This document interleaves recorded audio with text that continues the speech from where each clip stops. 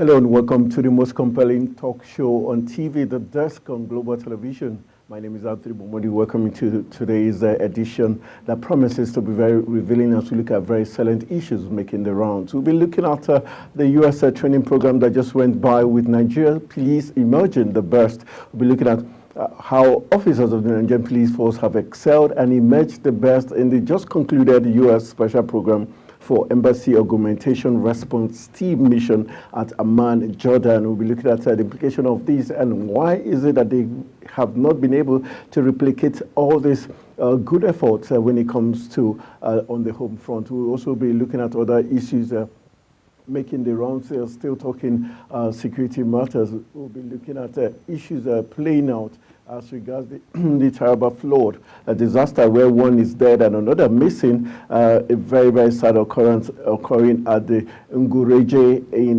Saduna local government area of Taraba State. On Saturday, we'll be looking at the response of NEMA and other stakeholders talking about the state and non-state actors as regards that's playing out in Taraba State. Also, we'll be looking at a very worrisome story about Nigerian citizenship, where a U.S. Navy shares more insight about a deceased officer. This coming from Premium Times, talking about a U.S. Navy a week after Mr. Are Boshola's death was announced. Inquiries, further details about him, but the force responded just very brief details. We'll be looking at that. What made this Nigerian, after going to the U.S., decide to reject or denounce his citizenship as a Nigerian. We'll be looking at that story. We'll also be taking you to Edo State where the die has been cast, where the House of Assembly has finally impeached the Deputy Governor, Philip Shuaibu, and one man is now the new Deputy Governor of Edo State in the person of Marvelous Omobayo, who is the new Deputy Governor of the state. He's an engineer by training. So we'll be looking at what he's bringing to the table and also what this means for the People's Democratic Party ahead of the September polls that promises to be very, very interesting in that state. These and other very interesting talking points is what we'll be looking at on today's edition of the program, The Desk. Hopefully, we'll be joined by Olugbenga George, who is a journalist right here in the Federal Capital Territory. And also we've got Barrister Chukuma Nze, who is a national activist with the Nigerian Labour Party, Labour Congress, who will be joining us via Zoom also to help us look at this very important discourse. We'll also be joined by Captain Bishop Johnson, who is a retired U.S. Navy Army now in Nigeria, a consultant for national defense and security. He will be joining us via Zoom. All this will kickstart after this break. Stay with us.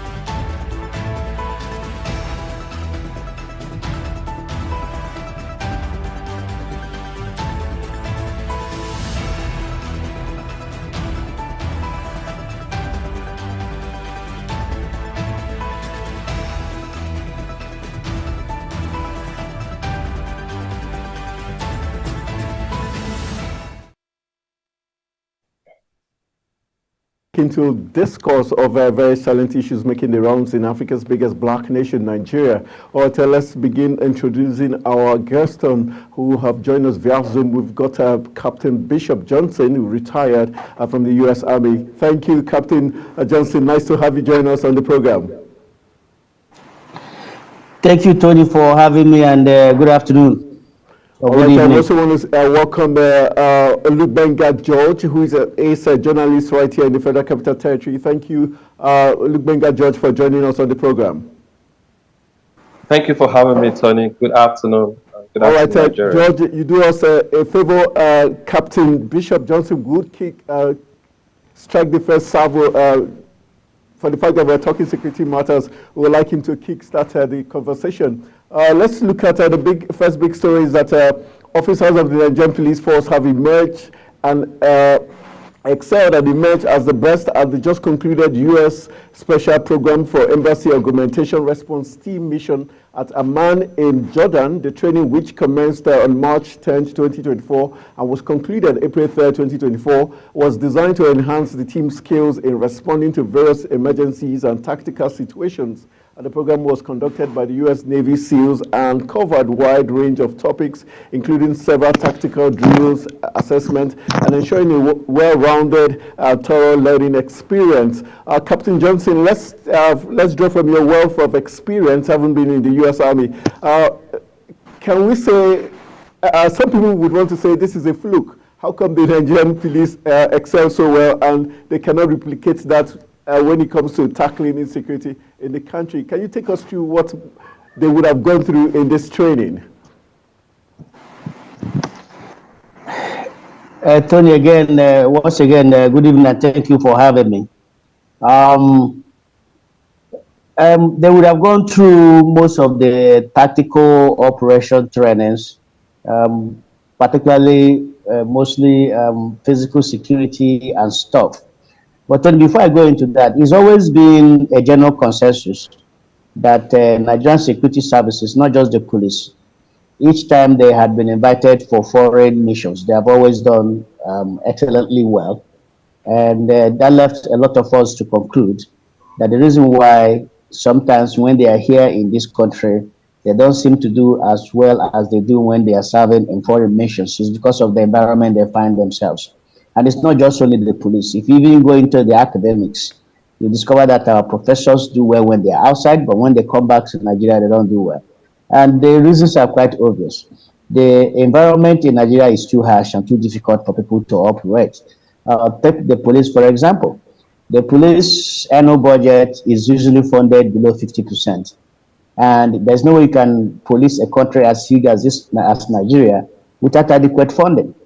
They need that adequate funding, they need training, and they need enough manpower or enough boots on the ground to be able to perform the assignment which Nigerian people have given to them.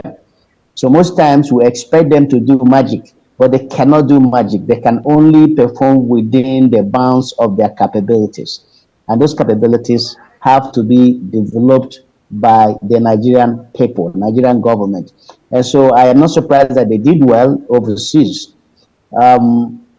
But I'm always very curious as to why they don't do as much well when they're back here in this country. And we all know it's because of the harsh environment we always find ourselves back here in Nigeria.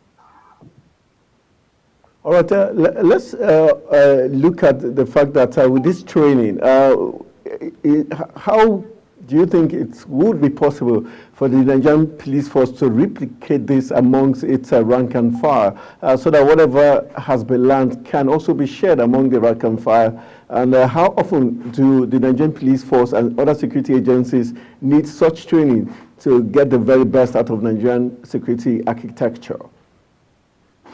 Well, I think if the environment is right, it's very easy to replicate that. What all they have to do is the people who had been trained. Sometimes you train the trainer, right?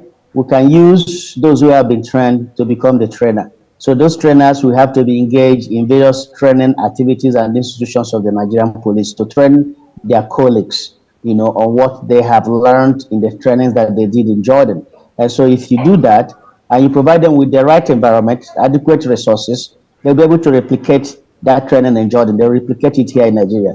It's very simple. So, but if the right environment is not there and the resources are not there, it will be very, very difficult for them to replicate that because they cannot perform if they don't have that incentives, those resources, the environment, favorable environment for them to be the facilities for them to be able to execute those kind of trainings. Nigeria can't continue to send all of their 1,000 police officers to Jordan to get trained. And the Jordanians and the Americans may not be open to accepting all 371,000 Nigerian police officers to come to Jordan and be trained at the expense of the American government. So what it is that those who have been trained and who will be back home will be able to train their colleagues if we provide them with enough resources and the right environment for them to do so. All right, I know you've got your own outfit, you're into big on security. How key is it for citizens like you who have returned home to be given the opportunity by the Nigerian police or the government to pass on the knowledge, the skills and the know-how? Well, these are some of the points that we have been trying to emphasize. This time we have the opportunity to talk to the government or talk to the Nigerian people. It's not just only me. There are a huge number of Nigerian security personnel, whether from the police or the armed forces, who have retired, but they are not tired. They are ready and prepared each time they are engaged to continue to offer their services to our security agencies and our government. Unfortunately, Nigeria is not utilizing as much of this asset that is at its disposal. I'll give you a typical example. In the U.S. military, you don't just retire from the armed services just like that. They don't let you go. They put you in what is called individual ready reserve. What that does is that anytime they require some kind of specificity or some kind of skills, they will call up those individuals who are in that individual ready reserve to come and continue to render their services to the government. So that's what happens in some of all these countries. Nigeria is going to have to, if they want to, maximize their best brains and best experiences, they're going to have to do something similar by getting out the pool of all these people with all these brains, put them in a pool of individual ready reserve, and each time their services are needed, they will call them up to come and render services to the country.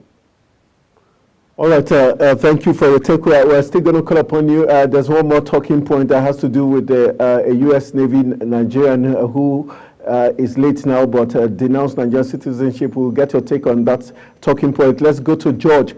George, thank you for holding forth. Let's look at this very laudable achievement by the Nigerian police force. For you, how much can the Nigerian police force do in order to get better trained? We've got, on behalf of the IGP, they did express their gratitude to the United States government for this training. But is it worrisome that the fact that these 20 police officers were actually attached to the U.S. consulate in Lagos, and so not necessarily for the benefit of the country? Well, it's not worrisome. Okay, we can hear you. Yeah, I said it's not worrisome much as I think about the matter. The U.S. consulates in Nigeria, as much as any other country, also needs security. And it is the responsibility of Nigeria as a country to provide adequate security at our level, for every embassy, for every contact, every diplomatic relationship that we have. So I think the U.S. government have actually taken it a step further to say, look, there are certain ways through which we engage our security forces, and that is what has informed, I want to believe that's what has informed them, making that decision to take the security forces that are attached to the embassy, to take them to Jordan for that very specialized trade. I just think, that Nigeria can borrow a leaf from this experience. And like Bishop had said earlier, we can also maximize these forces, since they still happen to be part and parcel of the Nigerian Security Service, to extend their knowledge to other officers who probably man embassies and high commissions across the country, representing Nigeria's commitment, to providing adequate security for her neighbors, her business partners, and everybody who comes into the country, so that they can feel safer and feel better. All right. All right, I just want to throw this at you. We have someone like Bishop Johnson, Captain Bishop Johnson, retired, who was with the U.S. Army. Do you think Nigeria is not maximizing its resources in terms of those persons like Captain Bishop Johnson? And why Absolutely. do you think that's the yeah? Absolutely. Nigeria isn't, because when you even look at those who are within Nigeria, who are in the security service, say, for example, those in the military and all what have you, the way their promotion does come. Sometimes you realize that some people will have to retire. And the question is, what happens to all those who retire, even though they are not tired, like he said? So I think we should have a program. We should have a system through which people who are in such specialized area of service can continue to pass on their knowledge and serve their country. Especially looking at people who now have training from the international security agencies that we all envy and hope to, we look up to many times. Look at the issue of insecurity in this country, especially the rise of Boko Haram and kidnappers and whatnot. At some point, a lot of people were saying that our security apparatus are already they're already stressed out, and that the Nigerian government should reach out to America and any other country that is willing to support us in terms of security for us to be able to tackle these issues. Now, we are ignoring the people that are Nigerians by birth, that are Nigerians by their every right, who have these experiences and all of that. Why isn't the Nigerian government, reaching out to as many people as they know are, in security services outside Nigeria, doing well, in bring all of them together and say, look, this is your home country and this is what's been going on. What are your solutions? And then they also provide them with the necessary skills and the necessary tools to actually be able to implement whatever suggestions they bring to the table. Because trust me, Tony, many times, most of these people, the government is, very familiar with just asking them, just asking for their opinions and ideas sometimes. I'm sure Captain, apart from his media sensitization that he has been doing, I've known Captain for a while now, he has been doing it more on a personal basis. But how about the government being involved and the government being the one sending him across, to both conscientize the people, especially those who are still within the service, so that they can learn, they can share ideas and all of that, to get better. And then the force, whether military or whatever, they get better with experience. There is no teacher that is better than experience. And we can maximize what we have as a country, by using or by engaging those who are willing to serve their fatherland with their foreign experiences. So yes, I agree that we are underutilizing our resources in terms of men who serve in security, like Bishop Johnson. And I hope that the government is hearing this, and maybe when the call comes, Bishop Johnson will not say no.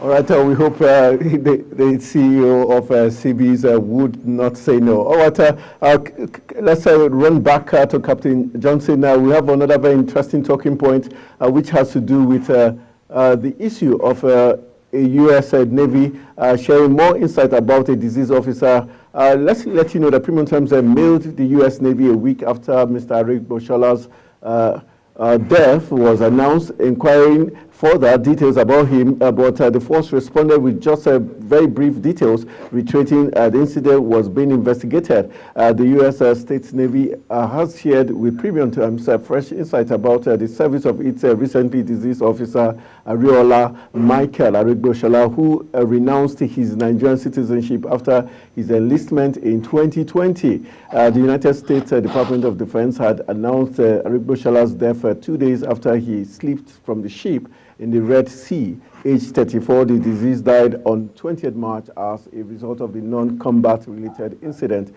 His death, according to the department, is being investigated. Before his death, the deceased was one of the sailors supporting operations in the Red Sea. The department revealed in a statement 3 days after his death. Aregbesola was assigned to the USS Mason, deployed to the U.S. Fifth Fleet area of operations as part of the Dwight D. Eisenhower carrier strike group. The department stated Petty Officer Aregbesola fully embodied the selfless character and thoughtful warrior spirit of the United States Navy sailor, said Eric Cohort.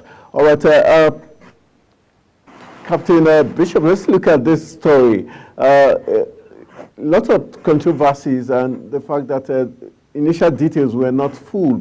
What do you think is playing out? Because now we're hearing non-combat, he died not in a combat, but slept in a ship. And what do you make of this story and the fact that he also did denounce his citizenship as a Nigerian after he was enlisted? Is that a practice? Tony, before I answer this your question, let me go back to what my friend Olubenga has said. Okay. You know, all of the diplomatic missions in Nigeria as a host country has a responsibility for their security. Just the same way that, you know, wherever our diplomatic missions and embassies are located across the globe, those host countries are responsible for our security, for the security of our personnel who work in those foreign missions. And so what the U.S. did here is just try to, you know, kind of like improve the skills of those who are working in their own consulates here in Nigeria. But is that not a slight on the Nigerian security architecture, the fact that they feel we're not good enough, that they have to take us for training? Is that not a slight on the architecture of Nigerian security? You know, security is very local and dynamic.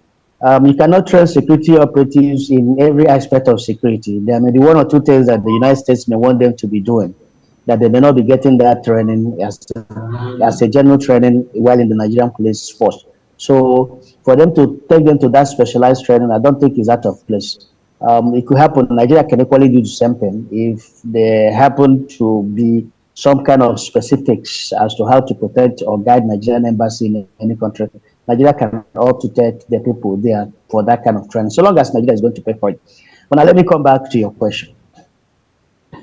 There shouldn't be any controversy on the death of this second-class superior officer.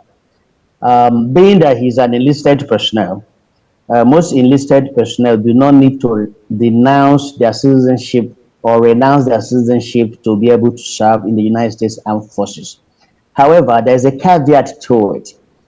Depending on what assignments, what they call it MOS in the Army, military occupational specialty. I think the Navy calls it direct things or something like that. Whatever assignment you're going to perform, it depends on that. If you're going to be performing in an assignment that is going to require you to have, you know, access to classified information, right? You can't keep dual citizenship. You have to renounce your citizenship to be able to perform in that assignment. This superior officer second class was not assigned to USS Mason, as you people are reporting. He was attached, but he is assigned to a helicopter squadron.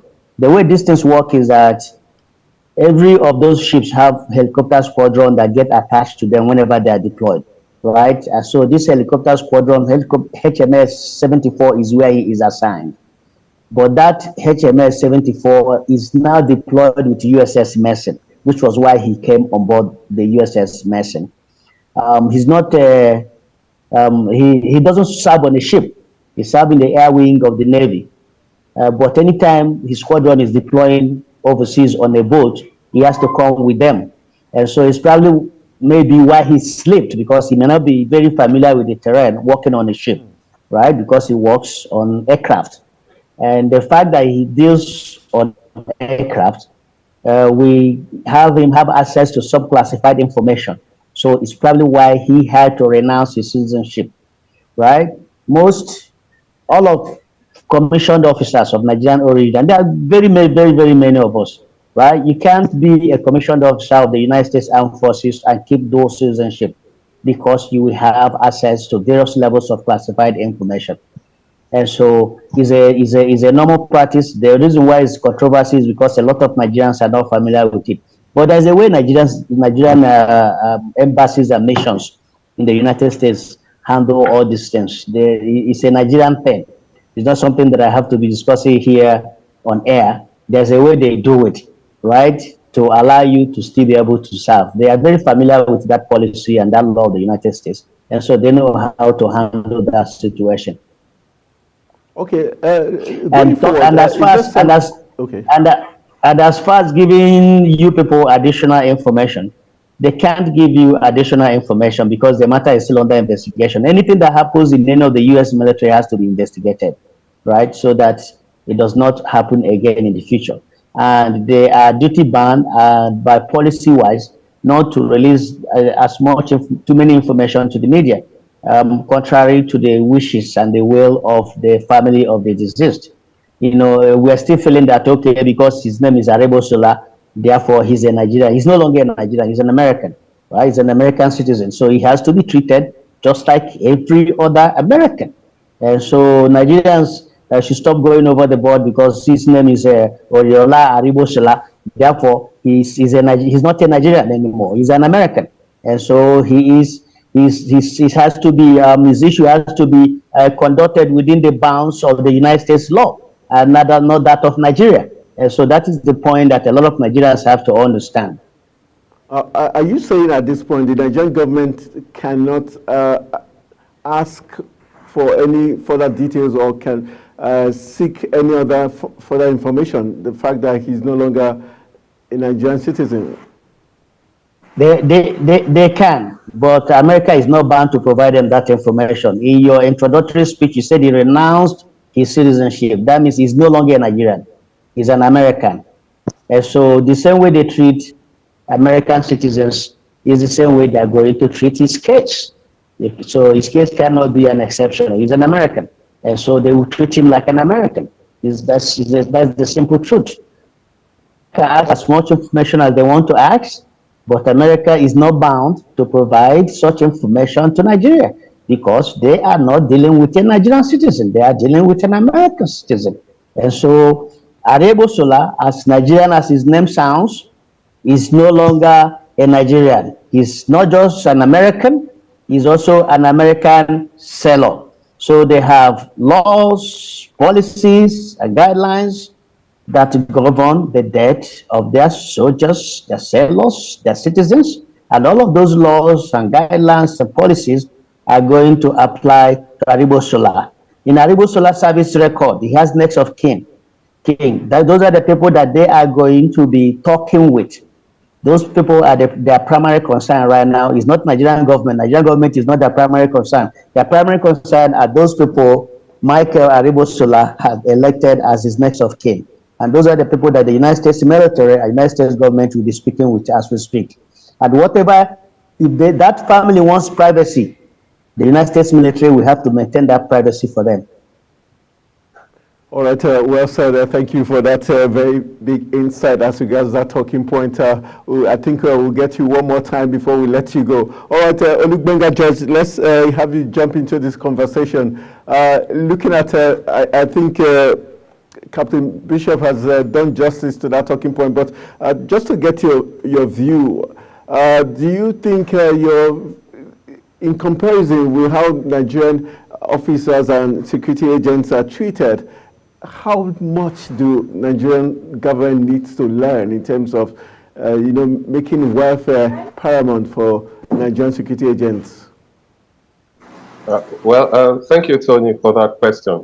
If you say how much does the Nigerian government need to learn, I think it is not dedicated to security agencies alone. It is to every single Nigerian. The Nigerian government needs to understand what sustains some of these structures outside there. For me, I think it's just value for life, value and value, respect for the rights of each and every individual. And when I say rights now, I'm not talking about just surviving. I'm talking about the right to their economic welfare, their right for social welfare, their right for religious freedom.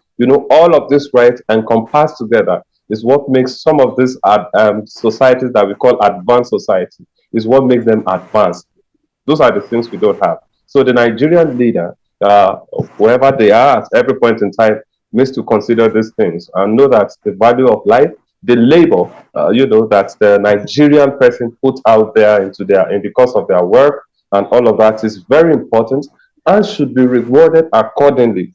I'm looking forward, even though that's not the topic of discussion, for example, but you are looking at Nigeria now, and we are looking at minimum wage and something that is as basic as that.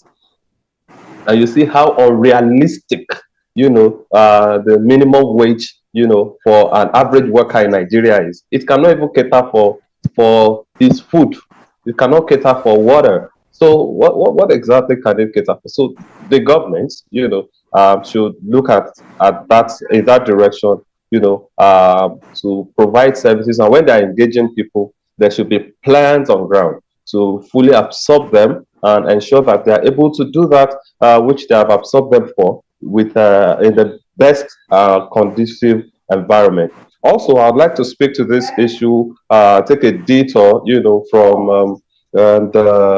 from Aregbesola in context per se. And I'd like to talk about the costs, for which the Aregbesola and the Navy SEAL team, or the mission they were on. You realize that this goes to speak to the global issue of terror, global issue of peace, and instability across countries. This is primarily an Israel-Palestine war, that has erupted many activities of the Houthis, who are now terrorists in our waterways, especially in the Red Sea. And you know how much disparity this is causing right now between the United States, between several other countries, especially in the Middle East and that region, and the cost of supply. The activities of terrorists at some point have paralyzed economic activities in that sea region to the point that, almost ships can no longer pass. So yes, it puts these security agencies,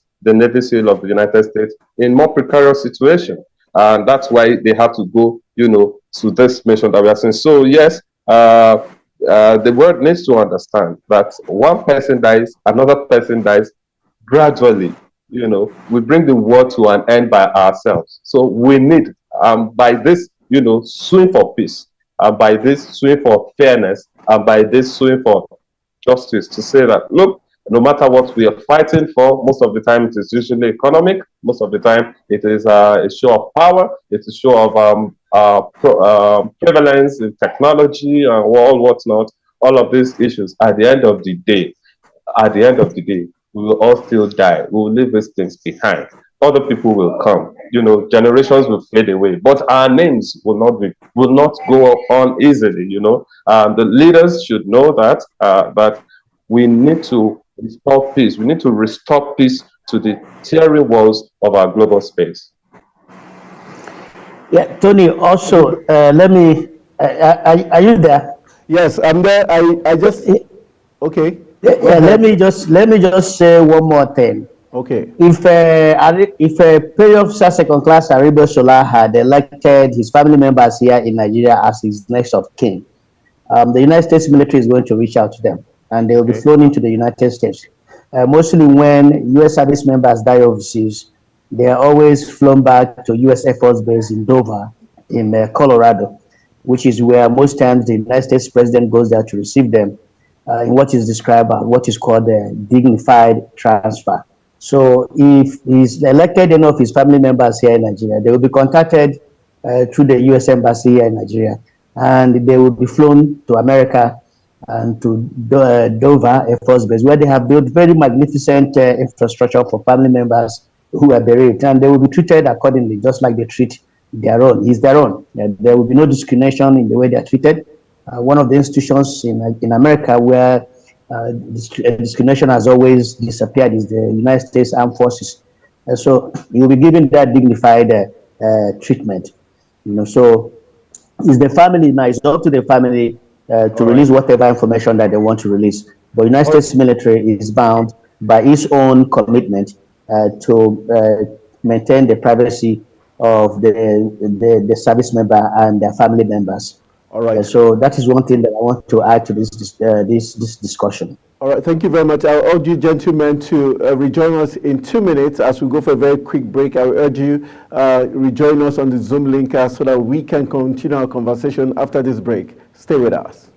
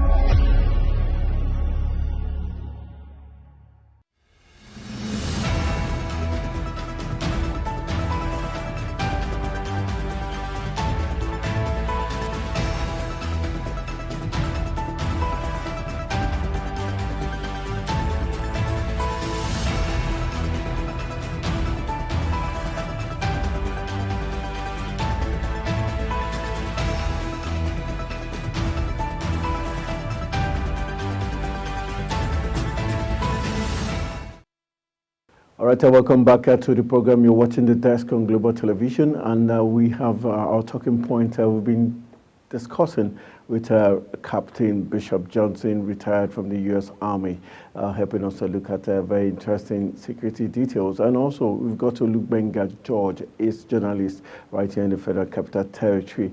All right, Olugbenga George, let's look into we've got some other talking points with us, and let's look into the issue of the flooding that took place in Taraba, which the report reaching us tells us one person was reported killed and another missing after flood ravaged the Ngoruje in Saduna local government area of Taraba State on Saturday. The member representing the area in the State House of Assembly, Nelson Lenz, disclosed this on Sunday in Jalingo, the state capital. He described the incident as unfortunate, noting that it was the first of its kind in the area.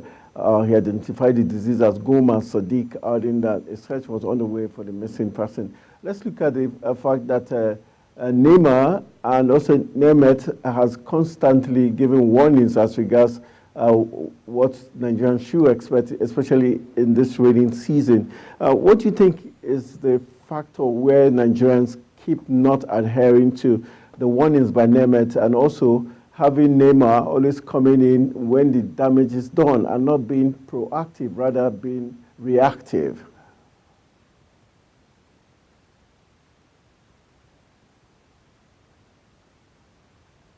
George, can you hear me? Okay. Loud and clear, I can hear you. Okay. I said it's an unfortunate situation that we have that man lose his life, that young man the way he did in Taraba State. However, there are certain things that we call acts of God. You know, I've said it here before. It is more of a natural disaster. So, but our concern more is why the issue happened, or could it have been controlled? Could it have been avoided? Did the relevant agencies carry out their functions optimally to have ensured that these events do not happen? Those are the big questions here. And for the emergency management agency, I think maybe they are doing their bit. And for Taraba, especially with the recent situation, which is not something that is common with them. This is the first time. So perhaps they were not fully prepared for this kind of unfortunate situation. Also, speaking to Nigerians not obey, I think that is almost traditional of us. Very wrong though, you know, but it's almost become like the attitude, the character of the Nigerian people to ignore warnings. Yeah, just yesterday, for example, you know, I got called up and someone was telling me to get prepared for the eclipse that was going to happen today. I was going to last a number of days. And they were practically saying, we'll not be able to do this because everywhere will be dark. And I'm like, okay, so some persons, you know, are making preparation for that. But I looked around my environment, you know, where I was, and I noticed that people were not even aware that any such thing was going to happen, including myself, even though I had read about it. So I think it's just a Nigerian nature, you know, where people are more lackadaisical about issues until they eventually play out, and then we begin to cry out as victims of those circumstances. It is rather unfortunate, and I hope that I pray that God will grant the family of the deceased to bear that loss, and the Taraba State people. You know, I hope that the other search and rescue team is also able to find the other body, and that God grants the family of the deceased the fortitude to bear the loss. And I hope also that this prepares the state, Taraba State, and every other state who have received warnings about rain, about flood. I hope this serves as a further warning to them to sit up and do the best that they can to protect the lives of citizens of the Nigerian people for which they have been commissioned. All right, let's quickly look at the next talking point, which has to do with time not our friend, but let's look at the impeachment crisis. Edo Assembly sacks Deputy Governor Shaibu. The big story tells us that the Edo State House of Assembly on Monday impeached the embattled State Deputy Governor Philip Shaibu. The impeachment followed the adoption of the report of the 7-man investigative panel set up by the state's Chief Judge to probe allegations of misconduct against Shaibu. Let's see, this has been a long time coming. Would you say finally the Edo State Assembly got their wish, or would you say the governor, the sitting governor, incumbent governor, Governor Obaseki, and the people of Edo State got their wish? How would you describe this? Yeah, I would say the supremacy of the executive, of the powers that be, actually had their way in this situation. Yes, I must commend Comrade Philip Shaibu. He's a dogged fighter. You know, if you weren't dogged, you would realize that what we are just achieving today might have probably been achieved like a month or two ago. The state governor, Governor Godwin Obaseki. But did he do the right thing by not attending, by not appearing before the panel to defend himself? Did he do justice to himself and for the thousands of Edolites who probably were backing him or who were supporting him? I believe that Comrade Philip Shaibu is a very informed man. He's a learned man. He knows the way of politics and the way it has always played out in his region. Much as one would have said, yes, he should attend that, and you know, he probably knows the setup, the formation of that panel. He knows probably everybody has information about them and their interest.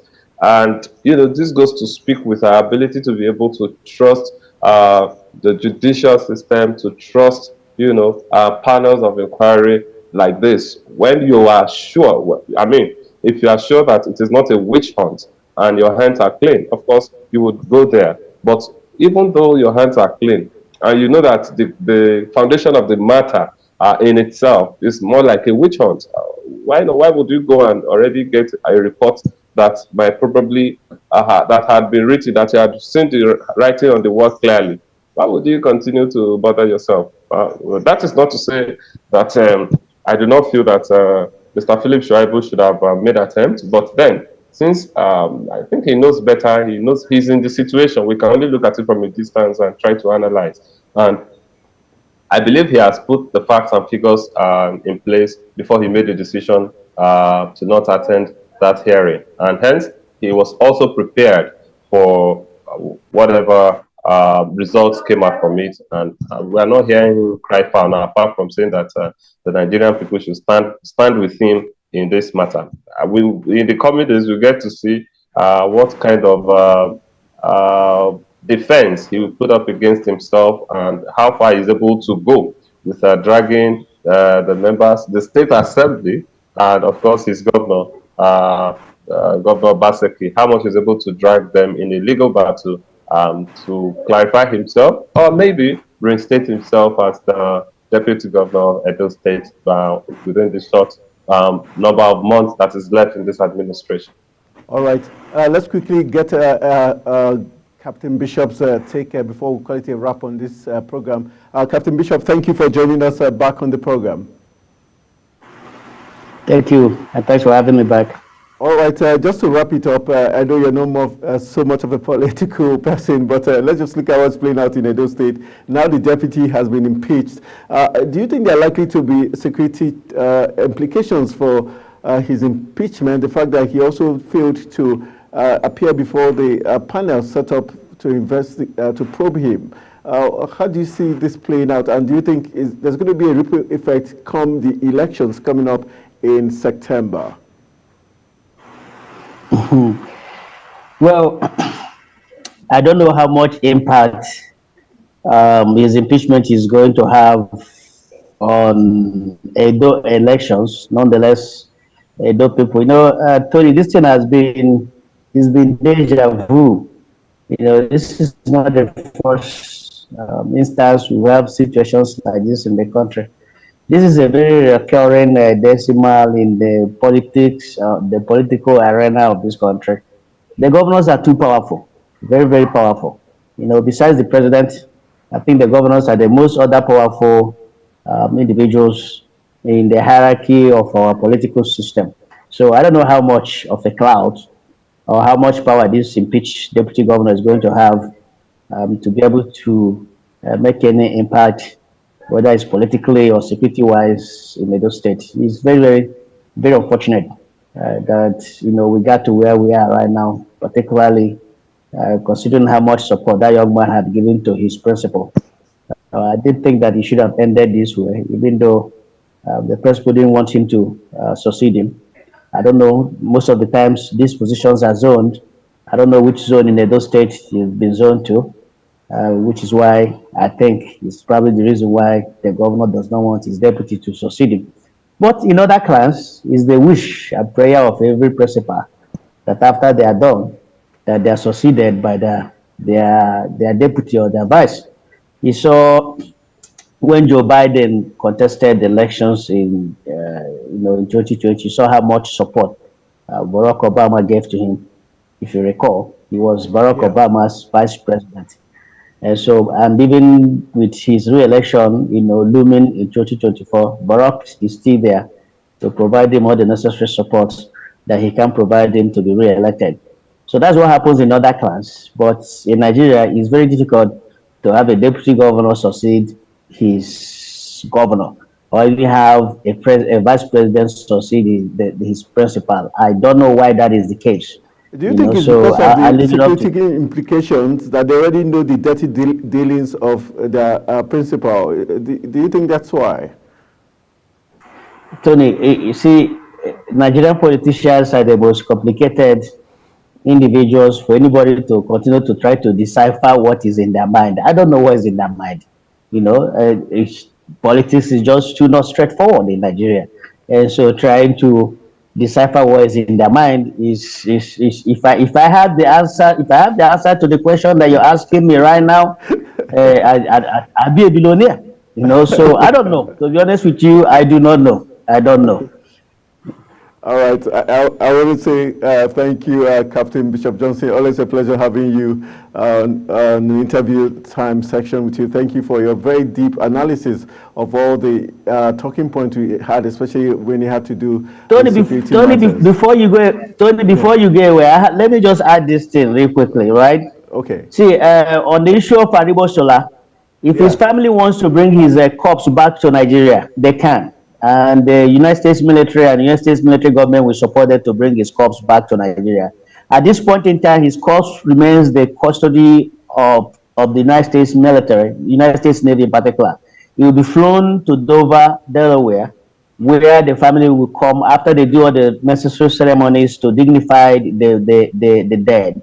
Okay. They will now hand over his remains to his family. At that point, his family will decide whether they will bring his corpse back to Nigeria or they will bury him there in the United States. All of us signed that document where we wanted to be buried. If he wanted to be buried in Arlington National Cemetery, they will take his body to the Arlington National Cemetery. If he wanted to be buried in the military cemetery of his home state, I don't know his home state. I know my home state was New York. My home state is New York. That's where I joined the armed forces from.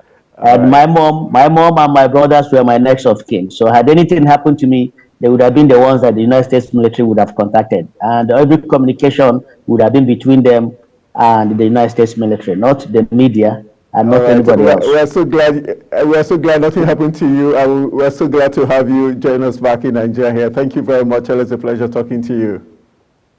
Thank you. Thank you for having me. All right, Olugbega George, always fantastic having you on the program. By ASA journalist, always doing great analysis. Thank you, Olugbega George. Thank you very much for having me, Tony. Thank you very much.